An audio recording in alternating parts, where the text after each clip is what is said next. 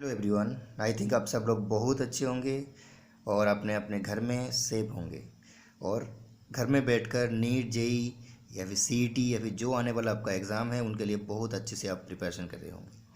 तो अभी तक हमने organic reagent and there uses में पार्ट 13 तक ख़त्म कर चुके हैं और पार्ट 13 तक हमने 38 रिएजेंट के बारे में बताया है और 38 रिएजेंट में हम उसको बिल्कुल आपका नीट जेई लेवल तक जितना भी प्रॉब्लम आ सकता है उस हिसाब से हमने पढ़ाया है। मैं हमेशा आपको उसी तरह का पढ़ाने का ट्राई करता हूँ ताकि आपको क्वेश्चन देखने के बाद तुरंत उसका आंसर समझ में आ जाए।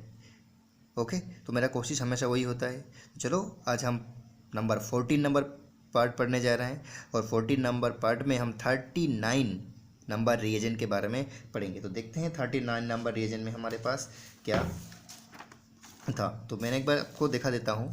38 रिएजेंट तक हमने पढ़ चुके हैं। 38 पार्ट नंबर 13 में 37 और 38 के बारे में बात किया था। एक्वास KOH या फिर NaOH एंड एल्कोहलियो KOH या फिर NaOH के बारे में। अगर आपने नहीं देखा होगा 13 रिएजेंट तक तो आप देख सकते हैं। जो मैं पढ़ाता हूँ उसका PDF आपको डिस्क्रिप्शन में मिल जाता है। अगर ना भी मिला तो मुझे आप इस नंबर पे मुझे आप व्हाट्सएप में टेक्स्ट कर सकते हैं ताकि मैं आपको PDF सेंड कर सकूं। ओके, आज हम लोग 39 नंबर रीजन के बारे में पढ़ेंगे। वो है CaCl3 chloroform in presence of dilute NaOH। तो शुरू करते हैं 39 number reagent chloroform in presence of dilute NaOH के बारे में। तो चलो देखते हैं क्या क्या जान। तो आप देख सकते हो ये 14 नंबर पार्ट है हमारा ऑर्गेनिक रीजन का। हम यहाँ पढ़ने वाले आपको मेनली CaCl3 उन प्रेजेंस ऑफ डाइल्यूट NaOH के बारे में। अब मैं जो आपको बोलता हूँ यहाँ, ये जो CaCl3 इसका नाम है क्लोरोफॉर्म। ये क्लोरोफॉर्म क्या है, इसका कॉमन नेम है CN एंड इसका IUPAC नाम होगा ट्राईक्लोरोमीथेन, क्योंकि यहाँ 3 क्लोरीन है तो ट्राईक्लोरो और एक ही कार्बन है तो इसका नाम है मीथेन।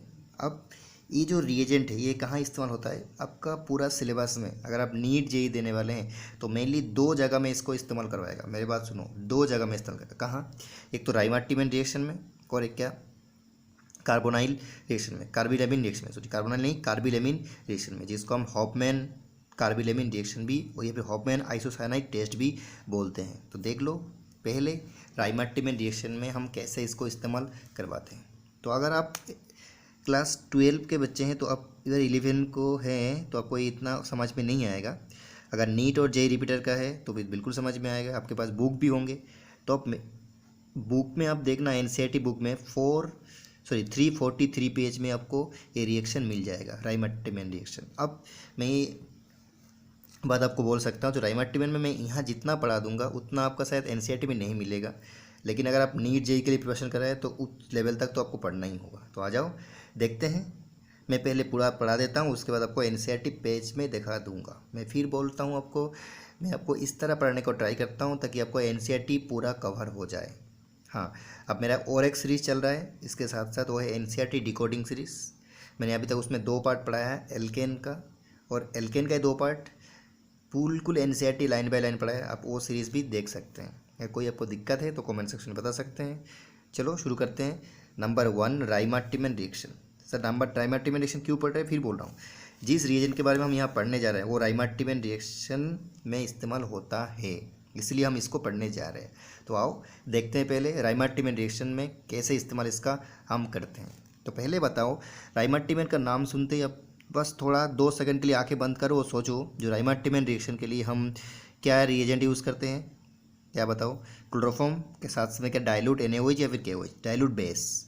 अब राइमार्टिमेन में हम बनाते कैसे हैं, क्या है, सॉरी बनाते क्या है, तो याद रखना राइमार्टिमेन में हम फेनॉल से मेनली क्या बनाते हैं, सैलिसाइल्डिहाइड। क्या बनाते हैं, फेनॉल से अब ये सैलिसाइल्डिहाइड भी कॉमन नाम है, इसका IUPAC नाम क्या है आगे मैं बताता हूँ आपको, बस देखते रहो।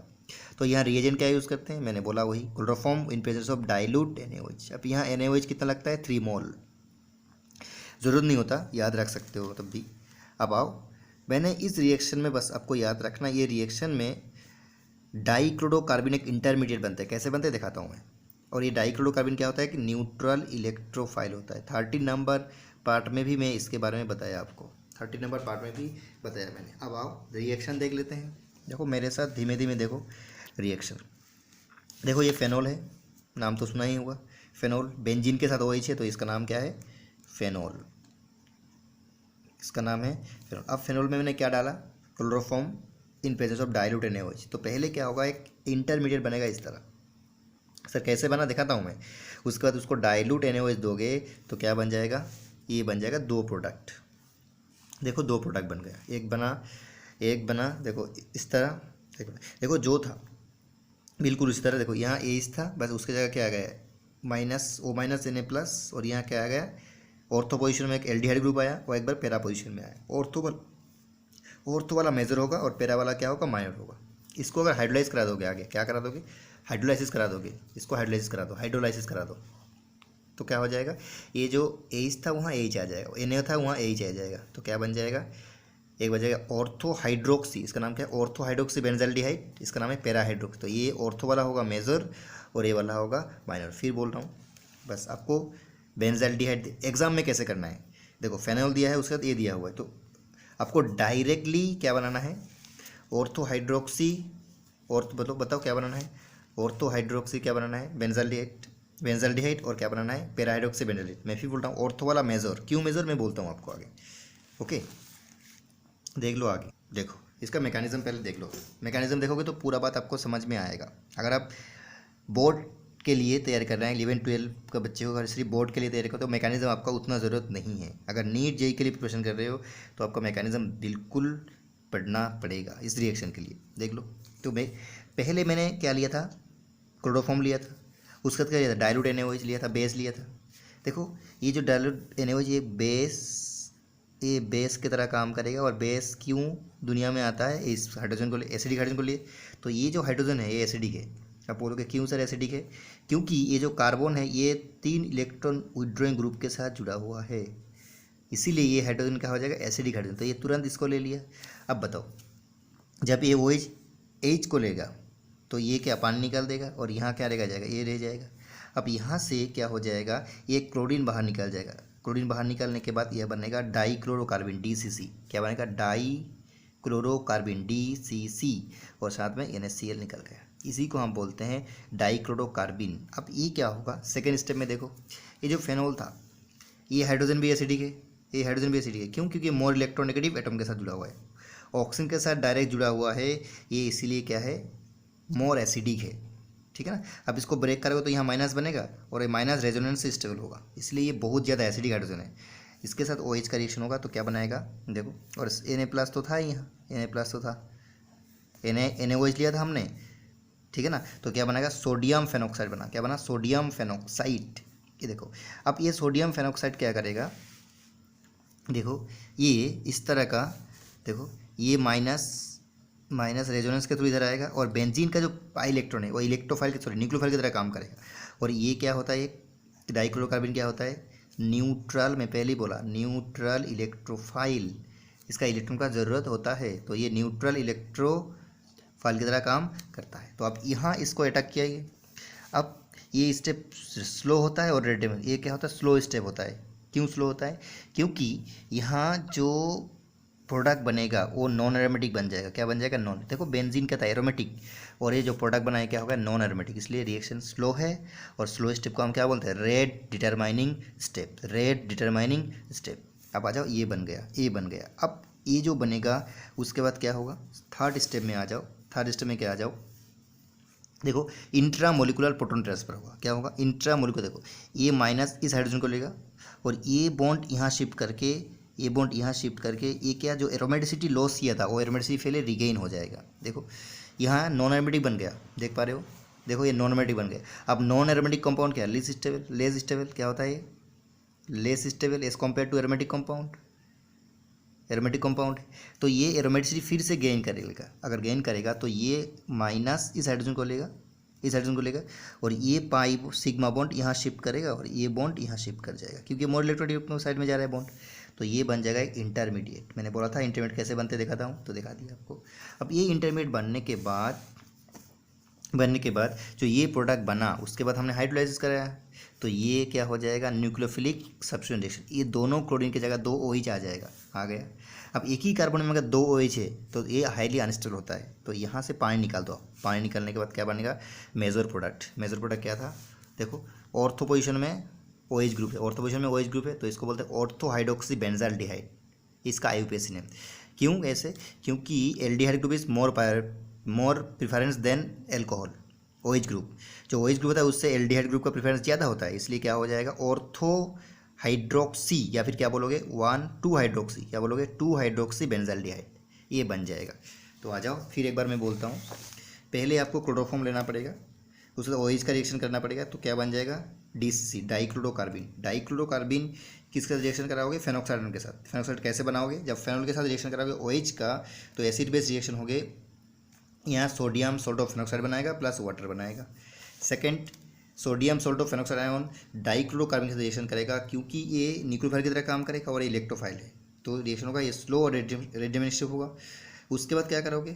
ये जो कंपाउंड बना वो क्या हो जाएगा? Non aromatic. वो एरोमेटिसिटी गेन करने के लिए क्या करेगा? इंट्रामोलिकुलर प्रोटॉन ट्रांसफर करेगा इधर उधर करके, ये एरोमेटिसिटी को फिर से गेन कर लेगा। जो इंटरमीडिएट बनेगा उसको NaOH से हाइड्रोलाइज कराओगे, हाइड्रोलाइज कर लिया। उसके बाद हाइड्रोलाइज करने के बाद क्या करोगे? देखो ये क्या करोगे? NaOH के साथ रिएक्शन कराओगे तो ये बन जाएगा। अब यहाँ एक ही कार्बन में दो OH ग्रुप अनस्टेबल है, तो यहाँ से पानी निकाल के क्या बना दोगे? और उसके बाद हाइड्रोक्सी क्या बनाओगे, या फिर 2 हाइड्रोक्सी क्या बनाओगे? बेंजाल्डिहाइड बनाओगे। अब आओ इस रिएक्शन के बारे में कुछ इंपॉर्टेंट पॉइंट्स देख लेते हैं। देख लो पहले मेरे साथ, फिर बोलूँ मैं। देख लो पहला इंपॉर्टेंट पॉइंट्स, इसमें हम 3 मोल्स NaOH या फिर KOH इस्तेमाल करेंगे। 3 मोल्स NaOH और KOH is required in this reaction. अब यहाँ आपका मन में एक सवाल हो रहा था, जो ऑर्थो वाला बनेगा पैरा वाला बनेगा, तो ऑर्थो वाला क्यों मेजर होगा? ऑर्थो वाला क्यों मेजर होगा? तो यहाँ हमने लिख दिया ortho and para both product is form but due to intramolecular hydrogen bonding. Intramolecular hydrogen bonding कहाँ होगा? ऑर्थो में क्या होगा? इंट्रामोलिकुलर हाइड्रोजन बॉन्डिंग होगा, इसीलिए ऑर्थो वाला प्रोडक्ट हमेशा क्या होगा? मेजर होगा। सर नहीं समझ में आया? ये देखो इसी को हम बोलते हैं इंट्रामोलिकुलर, अपने अंदर में ही एक बॉन्ड होगा, इसको हम बोलते हैं इंट्रामोलिकुलर हाइड्रोजन बॉन्डिंग। देखो ये इसमें ऐसे एल्डिहाइड ग्रुप के साथ, एल्डिहाइड ग्रुप का ऑक्सीजन और OH का H के बीच में एक बॉन्ड होगा, इंट्रामोलिकुलर हाइड्रोजन, इसी को बोलते हैं इंट्रामोलिकुलर हाइड्रोजन बॉन्डिंग। लेकिन पैरा में ऐसा बॉन्डिंग नहीं होता है, इसलिए ऑर्थो वाला मेजर है। उसके बाद देख लो, मैंने बोला पहले ही आपको, reaction mechanism proceed via generation of neutral electrophile, जिसका नाम है डाइक्लोरोकार्बिन। अरे डाइक्लोरोकार्बिन 2 तरह का एग्जिस्ट करता है, एक singlet as well as doublet, क्या ट्रिपलेट, लेकिन यहाँ हम सिंगलेट को इस्तेमाल करवाते हैं, इसको इस्तेमाल करवाते हैं सिंगलेट का। ओके, अब आ जाओ। उसके बाद मैंने ये भी बोला आपको, जो approach of DCC dichlorocarbene in phenoxide ion is slow and रेडियोमिनिस्टिव, हमने वो भी मैकेनिज्म में आपको दिखा दिया।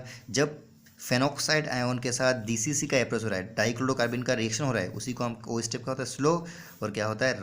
रेडियोमिनिस्टिव स्टेप। क्यों होता है? अरे बोलिए क्यों होता है? मैंने बोल दिया आपको, क्योंकि यहाँ फेनॉक्साइड आयन क्या था? एरोमेटिक था, और जो कंपाउंड बन रहा है वो नॉन एरोमेटिक था, इसीलिए रिएक्शन स्लो है, और स्लो स्टेप को हम क्या बोलते हैं? रेडियोमिनिंग स्टेप। ओके, अब आ जाओ यहाँ, मैंने यही भी बोला, आफ्टर अप्रोचिंग DCC, अगर DCC अप्रोच हो जाएगा, जुड़ जाएगा, तो क्या हो जाएगा? एरोमेसिटी क्या हो जाएगा? लॉस कर देगा। एरोमेसिटी क्या होगा? लॉस कर देगा। उसके बाद मोस्ट इंपॉर्टेंट पॉइंट में से एक, अगर आप CaCl3 क्लोरोफॉर्म की जगह कार्बन टेट्राक्लोराइड इस्तेमाल करते हैं, क्या इस्तेमाल करते हैं? कार्बन टेट्राक्लोराइड, तो प्रोडक्ट क्या बनेगा? सैलिसाइल्डिहाइड नावल के सैलिसाइलिक एसिड बन जाएगा। क्या बन जाएगा?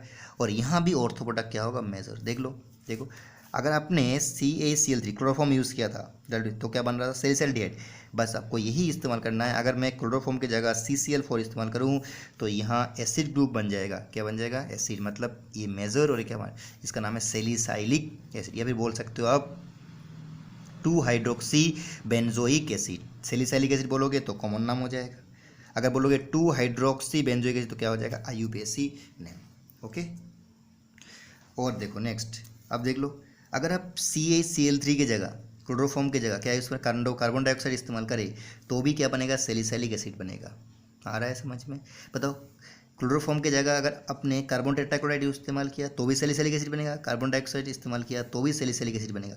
लेकिन अगर कार्बन डाइऑक्साइड इस्तेमाल करेंगे तो रिएक्शन का एक स्पेशल नाम है, जिसका नाम है कोल्बे स्मिट रिएक्शन। क्या नाम है? Kolbe Schmitt reaction. ओके, देख लो कार्बन डाइऑक्साइड है, क्या इस्तेमाल किया हमने? सॉरी, फेनॉल है, कार्बन डाइऑक्साइड इस्तेमाल किया, उसके साथ डाइल्यूट NaOH, तो क्या बना, मेजर क्या बना, सैलिसिलिक एसिड या फिर ऑर्थो हाइड्रोक्सी या फिर 2 हाइड्रोक्सी सैलिसिलिक एसिड, और माइनर क्या बना, पैरा या फिर 4 hydroxy salicylic acid. Okay, clear है बिल्कुल। आ जाओ अब, एनिसोल तो नाम सुने होगा, बेंजीन के साथ क्या, OCH3, एनिसोल है इसका नाम, एनिसोल। या फिर अगर CH3 की जगह C2H5 होता तो क्या नाम होता, फेनिटोल। ये दोनों राइमार्टिमन रिएक्शन नहीं करता है, आपको याद रखना है। अब एक बात यहाँ आ जाओ मेरे साथ, अगर मैं इसके साथ कार्बन टेट्राक्लोराइड और डाइल्यूट NaOH यूज़ करूँ या फिर KOH यूज़ करूँ तो क्या रिएक्शन होगा, बिल्कुल होगा। अब बोलोगे सर एक ही प्रोडक्ट बनेगा पैरा वाला, क्यों, क्योंकि यहाँ ऑर्थो वाला क्या है, ब्लॉक है। देखो ऑर्थो पोजिशन ब्लॉक है, कौन किससे ग्रुप से, मिथाइल ग्रुप से। आ रहा है समझ में, मिथाइल ग्रुप से, अगर मिथाइल ग्रुप ऑलरेडी ब्लॉक्ड है तो यहाँ मिथाइल ग्रुप से ऑर्थो पोजिशन ब्लॉक्ड है तो रिएक्शन कहाँ होगा, पैरा में बनेगा, पैरा पोजीशन में। देखो ortho position is blocked, ortho position blocked है तो ये जो एल्डिहाइड ग्रुप का अप्रोच होगा बेंजीन रिंग में तो कहाँ आ जाएगा, पैरा पोजिशन में आ जाएगा। ओके, क्लियर है। चलो आ जाओ अब, राइमार्टिमन रिएक्शन में कुछ मिसनोमर रिएक्शन है, ठीक है।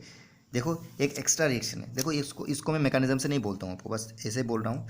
अगर ऐसा कोई रिएक्शन है जैसे कि ये रिएक्शन है, इसके साथ इसका रिएक्शन है, तो ये क्या बन जाएगा, क्लोरोबेंजीन बना देगा। क्या बना देगा, बस 5 मेंबर रिंग क्या हो जाएगा, 6 मेंबर रिंग में कन्वर्ट हो जाएगा। मैकेनिज्म आपको बिल्कुल ज़रूरत नहीं है, क्योंकि मैं जितना भी मैकेनिज्म बोलूँगा ना आपको, तो आपको दिमाग में ज़्यादा क्या हो जाएगा। अब नीट और JEE फोड़ने वाले हैं तो इस तरह रिएक्शन का मैकेनिज्म देख के आपको टाइम वेस्ट नहीं करना है। देखो राइमार्टिमन ठीक है, लेकिन ये जो राइमार्टिमन का एक्स्ट्रा कुछ प्रॉब्लम हो सकता है उसको आपको डायरेक्ट याद रखना है। अगर इस तरह रिंग के साथ 5 मेंबर रिंग के साथ क्या होगा, या राइमार्टिमन जैसा रिएक्शन है तो उसको 6 मेंबर रिंग करके एक क्लोरीन जोड़ दिया मैंने, तो क्या बन गया, क्लोरोबेंजीन। देखो यहाँ देखो, आपको इसको देखकर घबराना नहीं है, क्यों, क्योंकि यहाँ देखो ये एक्स्ट्रा रिंग है तो ये भी तो यही है, यही तो है, तो इसको क्या 6 मेंबर कर दो और एक पोजीशन में क्या कर दिया, क्लोरीन, तो यही बन गया। अब देख लो, एज़ यूजुअल मैंने आपको NCERT से वादा किया, NCERT को पूरा करा दूंगा।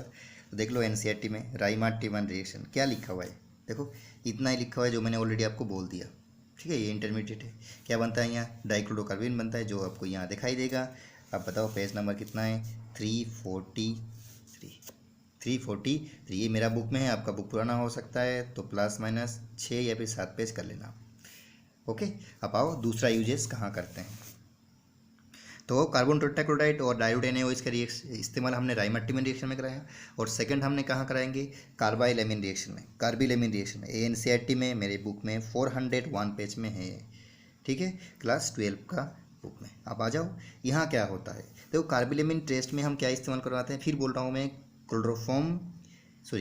कार्बन टेट्राक्लोराइड क्लोरोफॉर्म, या फिर इसके साथ क्या इस्तेमाल करोगे, डाइल्यूट NaOH या फिर KOH। रिएजेंट सेम है, लेकिन अगर फेनॉल है तो क्या बनेगा, बताओ, फेनॉल सैलिसाइल्डिहाइड बनेगा, या फिर क्या बनेगा, या फिर क्या बोल सकते हो उसको, ऑर्थो हाइड्रोक्सी या फिर 2 हाइड्रोक्सी बेंजाल्डिहाइड बोल सकते हो। लेकिन अगर 1 डिग्री क्या है, एमीन है, वो भी कौन सा, एलिफेटिक हो या फिर एरोमेटिक हो। देखो R मतलब एल्काइल, AR मतलब एराइल मतलब बेंजीन। देखो एलिफेटिक हो या फिर एरोमेटिक हो, लेकिन क्या होना चाहिए, प्राइमरी एमीन के साथ अगर दिया हुआ है ये रिएजेंट तो हमेशा क्या होगा, ये जो CnH2 है वो किस में कन्वर्ट हो जाएगा, NC में। किसमें, NC में। इसको बोलते हैं हम आइसोसायानाइड। क्या बोलते हैं, आइसोसायानाइड। तो बताओ 1 डिग्री एमीन एलिफेटिक और aromatic when react with carbon tetrachloride in presence of KOH और NaOH, it's always form aliphatic और एरोमेटिक आइसोसायानाइड। अब ध्यान देना मेरे बात, 2 डिग्री और 3 डिग्री जो एमीन होता है ये रिएक्शन नहीं करता है। तो बताओ, बस 2 सेकंड के लिए आंखें बंद करके सोचो, अगर मुझे 1 डिग्री एमीन 2 डिग्री और 3 डिग्री से अलग करना है तो मैं इस टेस्ट को करा सकता हूँ कि नहीं, बोलो, बिल्कुल करा सकता हूँ। ओके, और इसी को हम दूसरा एक नाम से जानते हैं जिसका नाम है हॉफमैन आइसोसाइनाइड टेस्ट। क्या बोलते हैं, हॉफमैन आइसोसाइनाइड टेस्ट। बताओ कार्बिलेमिन टेस्ट या फिर क्या, हॉफमैन आइसोसाइनाइड टेस्ट। क्या बनता है, 1 डिग्री एमीन एलिफेटिक हो या फिर एरोमेटिक हो, वहाँ से क्या बनेगा, एलिफेटिक या फिर एरोमेटिक आइसोसाइनाइड बनेगा। अब आपका सवाल है जो कैसे, दिखा देते हैं। देखो एक एग्जांपल लिया, क्या दिया, क्लोरोफॉर्म एल्कोहलियो KOH दे दिया, ये भी NaOH दे सकते हो। कितना मोल लेना पड़ेगा, 3 मोल। कितना मोल, 3 मोल, और हीट कर दो तो क्या होगा, फ्यूल स्मेल की तरह, एक गंदा स्मेल की तरह क्या बनेगा, आइसोसाइनाइड बनेगा। Side product KCl plus water. Side product को आपको ध्यान में रखना नहीं है उतना। आओ देखते हैं। अब इस रिएक्शन में भी क्या बनेगा, carbon tetrachloride, sorry carbon DCC dichlorocarbene क्या बनेगा, इंटरमीडिएट बनेगा, बिल्कुल सेम राइमर्टिमन के जैसा ही। देख लो कैसे, बिल्कुल सेम। कार्बन टेट्राक्लोराइड के साथ इसका रिएक्शन होगा तो क्या बनेगा, यहाँ हाइड्रोजन को उठा ले जाएगा, तो यहाँ माइनस आएगा, माइनस आने के बाद क्लोरीन निकल जाएगा तो क्या बन जाएगा, डाइक्लोरोकार्बन। मैंने पहले दिखाया तो इसलिए दिखाना अभी नहीं चाहता हूँ मैं। अब आओ उसके बाद क्या होगा मैकेनिज्म में। सेकेंड स्टेप में देखो, ये जो कार्बन के पास, सॉरी नाइट्रोजन के पास लोन पेयर है तो ये न्यूक्लियोफाइल की तरह काम करेगा, और ये कैसा है, न्यूट्रल इलेक्ट्रोफाइल, तो ये इसको इलेक्ट्रॉन देने के लिए यहाँ आके अटैक किया तो ऐसे बन गया। देख लो क्यों, नाइट्रोजन का कितना बॉन्ड हो गया, दो था, तीन था, चार हो गया, तो नाइट्रोजन के पास प्लस और कार्बन के पास क्या आ गया, माइनस। अब यहाँ IMPT होगा, intramolecular proton transfer, carbon minus hydrogen को लिया, ये इधर आ गया, तो यहाँ ऐसा कुछ बन गया, ऐसा कुछ प्रोडक्ट बन गया। देख लो आओ देखो, नेक्स्ट ये प्रोडक्ट बन गया था। अब इसका जो OH था, ये बेस की तरह काम करेगा, हाइड्रोजन को लिया, ये बॉन्ड इधर शिफ्ट किया और इसको बाहर निकाल दिया क्लोरीन, गुड लिविंग ग्रुप से, तो ये बन जाएगा। अब यहाँ जो नाइट्रोजन का लोन पेयर था वो फिर से यहाँ अटैक करके क्लोरीन को निकाल देगा, तो इस तरह एक प्रोडक्ट बनेगा जिसका नाम है, आप जानते हैं, आइसोसाइनाइड। अब यहाँ से ये हाइड्रोजन को फिर से ले लेगा, लास्ट में क्या बनेगा, आइसोसाइनाइड बन। अब मैं आपको एक बहुत अच्छी बात बताता हूँ, इसका मैकेनिज्म आज तक कभी भी नीट में, जेई में पूछा नहीं, ठीक है। तो आपको नीट और जेई फोड़ने के लिए कार्बिलेमिन रिएक्शन का मैकेनिज्म उतना याद नहीं रखना है, बस इंटरमीडिएट क्या बनता है वो आपको ज़रूर याद रखना चाहिए। आओ नेक्स्ट कुछ इंपॉर्टेंट पॉइंट देख लेते हैं। देखो मैंने यहाँ आपको बोला था, क्या बोला था, इस रिएक्शन से आप क्या कहते हैं, आइडेंटिफाई कर सकते हैं, आप अलग कर सकते हैं किसको, प्राइमरी एमीन को, कहाँ से, 2 डिग्री और 3 डिग्री एमीन से, क्लियर है। और यहाँ रिएक्शन किसका इंटरमीडिएट से बोलता है, DCC डाइक्लोरोकार्बन इंटरमीडिएट के थ्रू रिएक्शन करता है। अब मैं आपको कुछ एग्जांपल दूँ तो आप खुश होके इस एग्जांपल का ज़रूर कर सकते हैं। देखो 1 डिग्री एमीन है कि नहीं, बिल्कुल देखो 1 डिग्री एमीन है तो बताओ रिएजेंट क्या है, कार्बन टेट्राक्लोराइड के साथ, ये क्लोरोफॉर्म के साथ क्या, एल्कोहल के OH। क्या करोगे आप, यहाँ देखो इसका तो कोई चेंज नहीं होगा, देखो इसका ये जो N है ना, NH2 उसको क्या कर दो, CN कर दो, NC कर दो, तो बताओ हुआ, बस साइड प्रोडक्ट में देखो इसका कोई चेंज नहीं होगा, इधर को NH2 को क्या कर दो, NC कर दिया। देखो यहाँ क्या 1 डिग्री है, 1 डिग्री है बिल्कुल, क्योंकि इसके दो हाइड्रोजन है और एक कार्बन है, तो इसको N क्या कर दोगे, C, तो ये भी क्या होगा, NC। तो अगर मैं आपको बोलूँ जो ऐसा कुछ इंपॉर्टेंट बात बताऊँ, तो इससे क्या इंपॉर्टेंट बात, क्या मैं बोलूँ आपको, ऐसा कुछ बताऊँ, बोलो तो ये क्या रिएक्शन करेगा, बोलोगे नहीं करेगा, क्यों, क्योंकि ये 2 डिग्री है, नहीं करेगा, क्लियर है। तो सिर्फ कौन करता है, 1 डिग्री करता है, वो भी कौन सा वाला, एरोमेटिक हो या फिर एलिबेटिक, कोई फ़र्क पड़ने वाला बात नहीं। तो आओ हमको एक बार देख लेते हैं, हम जो हमने आज किसका इस्तेमाल किया, CaCl3 का, उसके साथ क्या, KOH या फिर NaOH का। तो इसका 2 जगह में इस्तेमाल होता है, आपका सिलेबस में 2 जगह में है, एक तो राइमर्टिमन रिएक्शन और एक क्या, कार्बिलेमिन टेस्ट में। राइमर्टिमन में क्या होता है, फेनॉल से क्या बनता है, सैलिसाइल्डिहाइड, और कार्बिलेमिन में क्या बनता है, तो 1 डिग्री एमीन से क्या बनता है, आइसोसाइनाइड टेस्ट देता है। तो आज हमने 39 रिएक्शन के बारे में ख़त्म किया। बस नेक्स्ट वीडियो में लेक्चर नंबर 14 में हम आगे बढ़ेंगे, तब तक के लिए यहीं रुकते हैं हम 39 तक। चलो इस वीडियो को यहीं रुकते हैं, और thank you for watching, thanks a lot. बहुत अच्छा करो, आगे बढ़ो, ऑल द बेस्ट।